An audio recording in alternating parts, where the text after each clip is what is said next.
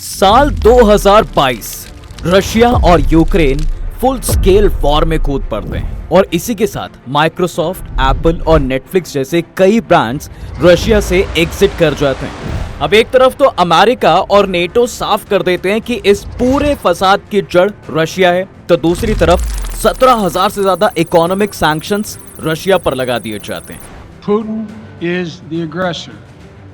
Putin chose this war, and now he and his country will bear the consequences. Today, I'm authorizing additional strong sanctions and new limitations on what can be exported to Russia. EU और western Nations को लग रहा था कि trade रुकने से कुछ ही महीनों में रशियन इकोनॉमी की कमर टूट जाएगी और गिड़गिड़ाते हुए खुद वो वॉर से पीछे हट जाएगा। मगर आज आलम ऐसा है कि रशियन इकोनॉमी की ग्रोथ रुकने का नाम नहीं ले रही है। वहाँ हालात ये हैं कि जीडीपी 3.6% से बढ़ रही है, बेरोजगारी तो मानो देश को छोड़ ही चुकी है और जो लोग नौकरी कर रहे हैं वो बढ़िया मुनाफा कमा रहे हैं। ऐसे में सवाल ये है कि रशिया ऐसा कर कैसे रहा है जिस देश से शहर के शहर खाली हो चुके हैं, भला वो कैसे सक्सेस की सीढ़ी पर बढ़ता जा रहा है? क्या रशिया के हाथ सोना देने वाली मुर्गी लग गई है या फिर ये केवल उनके मीडिया द्वारा फैलाया जा रहा झूठ है? The sanctions are not working. It's believed that in spite of EU sanctions, Western goods are making their way into Russia here. Over the last 2 years, you can see the Russian economy actually grew by 1.8%. Biden will campaign on his response to the war in Ukraine and his efforts to isolate Russia on the world stage.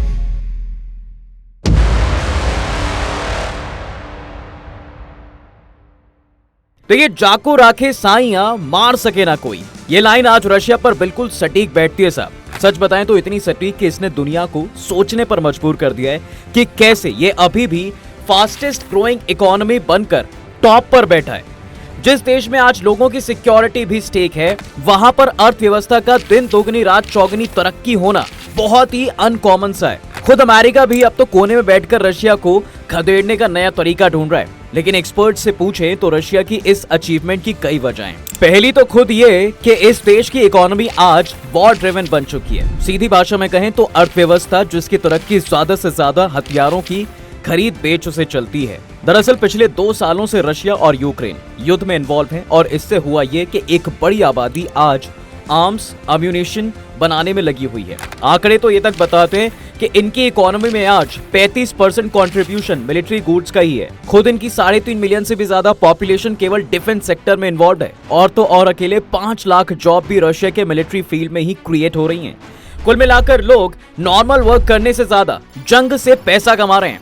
इससे उन्हें profit हो रहा है कि कई नौकरी करने वाले लोग भी जॉब छोड़कर डिफेंस सेक्टर ज्वाइन करने को तैयार बैठे हैं और यही कंपनीज के लिए सबसे बड़ा सरदर्द बन गए और अब इससे बचने के लिए कई कंपनीज अपने एम्प्लॉइज को ओवर पे कर रहे हैं और इसका रिजल्ट ये निकल रहा है कि रशियन सिटीजन की कंजम्पशन डिमांड बढ़ रही है। जंग होने के बाद भी उनकी डिमांड और सप्लाई उतनी ही ज्यादा है जितनी जंग से पहले थी। तभी तो इससे एक तरफ जहां लोगों की कंजम्पशन डिमांड बढ़ रही है, वहीं दूसरी तरफ वॉर में होने के बाद भी लोगों के डिमांड और सप्लाई में कोई कमी नहीं आई है। कुल मिलाकर ये कहा जा सकता है कि रशियन इकोनॉमी ने आपदा को ही अवसर बना लिया है और उसकी बढ़ती जीडीपी का इंपॉर्टेंट फैक्टर ही वॉर बन गया है। हालांकि इससे हालात अभी बेहद अच्छे लग रहे हैं, लेकिन लॉन्गर रन में इससे एक और प्रॉब्लम खड़ी होने वाली है। वो प्रॉब्लम क्या है इसके बारे में तो हम बाद में बात करेंगे, लेकिन अभी के लिए रशिया की तरक्की के दूसरे फैक्टर्स पर आते हैं और वो है इनकी फ्री मार्केट इकोनॉमी। दरअसल जब अमेरिका और यूरोपियन यूनियन ने धड़ल्ले से रशिया पर हजारों सैंक्शंस लगा दिए थे, तब वो ये सोचकर बैठे थे कि रशिया भी बाकी कम्युनिस्ट देशों की तरह एक स्टेट रन इकोनॉमी होगा, यानी वो इकोनॉमी जहां एक स्टेट या गवर्नमेंट इस बात को डिसाइड करती है कि देश की मार्केट में कितना प्रोडक्शन होगा, आउटपुट प्राइस क्या होगा और इन्हें सेल करने का असल टाइम क्या रहेगा। आज की तारीख में हमें ऐसा अरेंजमेंट केवल नॉर्थ कोरिया में देखने को मिलता है, जहां खुद किम जोंग उन की सरकार इकोनॉमी से जुड़े सारे फैसले लेती है और मार्केट को उसी हिसाब से चलना होता है। इस तरह की इकोनॉमी में सबसे बड़ी दिक्कत ये होती है कि ये किसी भी जंग या क्राइसिस के लिए प्रिपेयर नहीं रहती और अगर गलती से भी ऐसी कंडीशंस आ जाएं तो मार्केट के ना बदलने की वजह से ऐसी इकोनॉमी जल्द ही कोलैप्स कर जाती है, जैसे कि रशिया के केस में वेस्टर्न नेशन को लग रहा था। मगर उन्होंने जो भी सोचा वो इसके ऑपोजिट ही और रशिया एक फ्री मार्केट इकोनॉमी बनकर सामने आया। दरअसल फ्री मार्केट इकोनॉमी उस इकोनॉमी को कहते हैं जहां मार्केट फैक्टर्स में गवर्नमेंट का कोई इंटरवेंशन नहीं होता। ऐसी मार्केट में कंज्यूमर की डिमांड, सप्लाई और बिजनेस फैक्टर्स डिपेंड करता है कि कौन से प्रोडक्ट को प्रोड्यूस, सेल और सप्लाई किया जाएगा। इसका प्राइम एग्जांपल आज की तारीख में इंडिया है। हालांकि इंडिया भी पूरी तरह फ्री मार्केट इकोनॉमी नहीं है साहब, लेकिन रशिया को पूरी तरह एक फ्री मार्केट इकोनॉमी कहा जा सकता है। ऐसी इकोनॉमी किसी भी क्राइसिस और जंग की हालात में सीधे बर्बाद नहीं होती, बल्कि इस पर इफेक्ट धीरे धीरे दिखाई देता है, और जिससे पहले ये पूरे देश को इफेक्ट करे उससे पहले कोई भी देश खुद को तैयार कर लेता है। इस केस में भी रशिया ने यही किया। दरअसल अमेरिका और वेस्टर्न नेशन ने जैसे ही रशिया पर ताबड़तोड़ सैंक्शंस लगाने शुरू किए, वैसे ही रशिया की सरकार ने जल्द से जल्द अपनी इकोनॉमी को बचाने के लिए ट्रेड के ऑल्टरनेटिव ढूंढने शुरू कर दिए। इस सिचुएशन में रशिया की मार्केट ने भी चेंजेस को इतनी जल्दी अडॉप्ट करना शुरू कर दिया कि G7 कंट्रीज के सैंक्शंस लगाते ही इसने अपने लिए न्यू सप्लायर्स पार्टनर्स को ढूंढना शुरू कर दिया, और इसमें उनका सबसे बड़ा सेवियर बना चाइना। जी हाँ, मुश्किल के वक्त में इस देश ने न केवल रशिया का साथ निभाया, बल्कि उसका सबसे बड़ा ट्रेड पार्टनर भी बनकर सामने आया। आज आलम यह है कि रशिया की डिपेंडेंसी सबसे ज्यादा चाइना के ऊपर देखने को मिलती है।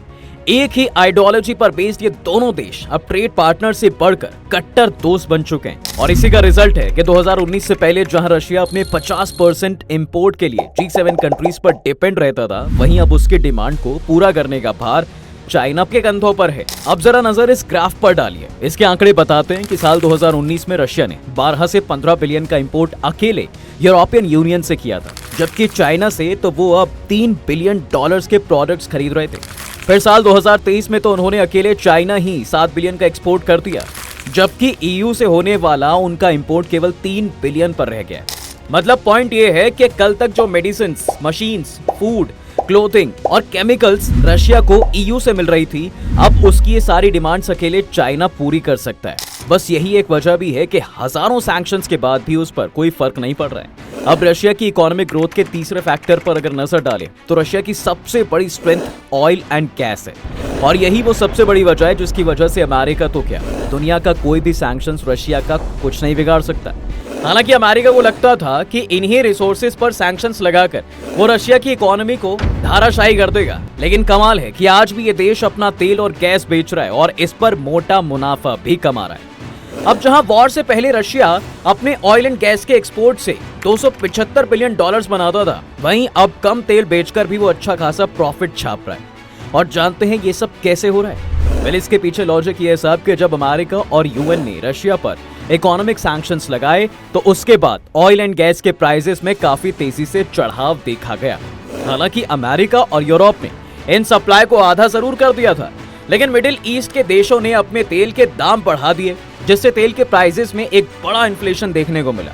इसी दौरान रशिया भी अपने तेल और गैस के लिए नया बायर ढूंढने लगा, और उन्हें ये बायर्स इंडिया और चाइना के रूप में मिले, जिन्होंने मिडिल ईस्ट के तेल की कीमत से कम दाम पर रशिया से ही तेल खरीदा।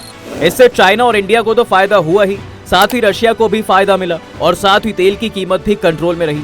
अब अगर आप सोच रहे हैं वो कैसे, तो दरअसल कम दामों पर बेचने के बाद भी रशिया पहले के दामों से ज्यादा कीमत पर ही चाइना और भारत को तेल बेच रहा था, और यही एक रीजन है कि रशिया मुनाफा कमाता रहा। हाल ही में खुद अमेरिका ने भी एक्सेप्ट किया है कि उन्होंने भारत से कहा था कि रूस का तेल खरीदे ताकि कोई तेल की कीमतों को कंट्रोल किया जा सके। ये उनकी पॉलिसी का डिजाइन था। कुल मिलाकर ये कहा जा सकता है कि रशिया के ऑयल का एक्सपोर्ट कम होने के बाद भी ये अच्छा खासा प्रॉफिट तो बना ही रहा है। खुद ये हेडलाइन बताती है कि कई बैन के बाद भी पिछले साल रशिया ने EU को तेल बेचकर 1 बिलियन यूरोस बनाए थे, और ये डेटा तो केवल अकेले यूरोपियन यूनियन का है। आज एक्सपोर्ट को लेकर रशिया की बड़ी डिपेंडेंसी एशिया पर है, जिसमें चाइना अकेले ही $50 बिलियन का क्रूड ऑयल रशिया से खरीद रहा है। और ऑयल ही नहीं, वो एल्यूमिनियम, पैलेडियम, निकल, कॉपर से लेकर कई दूसरे मेटल भी रशिया से ही खरीद रहा है। ये ग्राफ खुद क्लैरिटी दे रहा है साहब कि रशिया किस हद तक चाइना के इंपोर्ट पर डिपेंड हो गया है। वहीं इंडिया भी रशिया के लार्जेस्ट ऑयल सप्लायर में से एक है, और अपनी डिमांड को मीट करने के लिए वो रशियन ऑयल एक्सपोर्ट को कट ऑफ करने के लिए बिल्कुल मूड में नहीं है। ऐसे में साफ हो जाता है कि इकोनॉमिक सैंक्शंस रशिया के केस में केवल एक इल्यूजन ही बनकर रह गया है। अब ऐसा हम इसलिए भी कह रहे हैं क्योंकि दुनिया को दिखाने के लिए भले ही यूरोपियन कंट्रीज रशिया से लिमिटेड एनर्जी रिसोर्सेज ले रहे हो, लेकिन इन रियलिटी चोरी छिपे समुद्री रास्ते इनके तेल के टैंकर्स यूरोपियन देशों तक पहुंच ही रहे हैं। इस प्रोसेस को शैडो फ्लीटिंग कहते हैं और रिपोर्ट्स बताती है कि सैंक्शंस के बावजूद रशिया से लगभग 600 टैंकर्स शैडो फ्लीट के जरिए तेल को दुनिया भर में पहुंचा रहे। इससे न केवल रशिया को बिलियन डॉलर्स का प्रॉफिट मिल रहा है, बल्कि सभी सैंक्शंस कंप्लीटली फेल हो गए। एक इंक्रीज्ड जीडीपी के साथ रशिया ने हालांकि अच्छी खासी ग्रोथ दिखाई है, लेकिन लॉन्गर रन में उतनी ही प्रॉब्लम्स भी इस देश के सामने खड़ी हो रही हैं।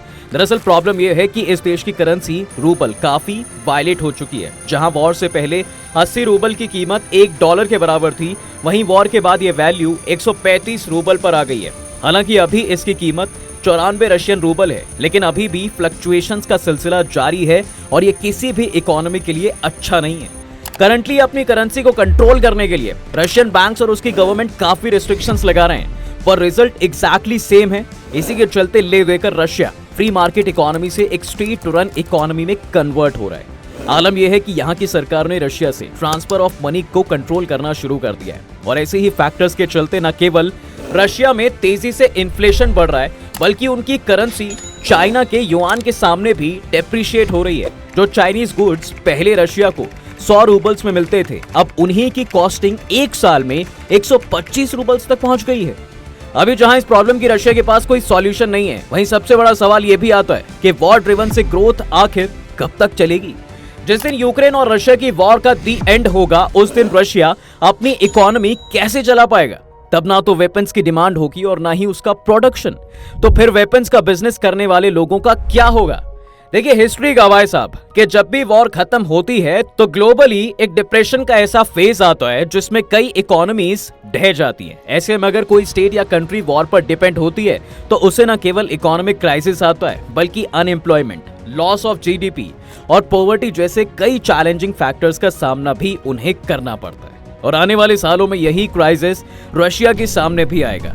जी हाँ, अगर वो ये वॉर जीता तो शायद यूक्रेन के नेचुरल रिसोर्सेज और सनफ्लावर फार्म्स रशिया को मिल जाएंगे और इकोनॉमिक क्राइसिस से रशिया आराम से बच निकलेगा। और अगर ऐसा नहीं हुआ तो ये भी हो सकता है कि रशिया में एक दूसरा डिसइंटीग्रेशन देखने को मिले, जैसे कि 1991 में यूएसएसआर के साथ हुआ था। कुल मिलाकर रशिया इन प्रॉब्लम से कैसे ओवरकम करेगा, ये देखना इंटरेस्टिंग होगा। अब इस पर आपका जो भी ओपिनियन है हमें कमेंट सेक्शन में जरूर बताएं और ऐसे ही इंटरेस्टिंग वीडियोस को देखने के लिए चैनल को जरूर सब्सक्राइब करें।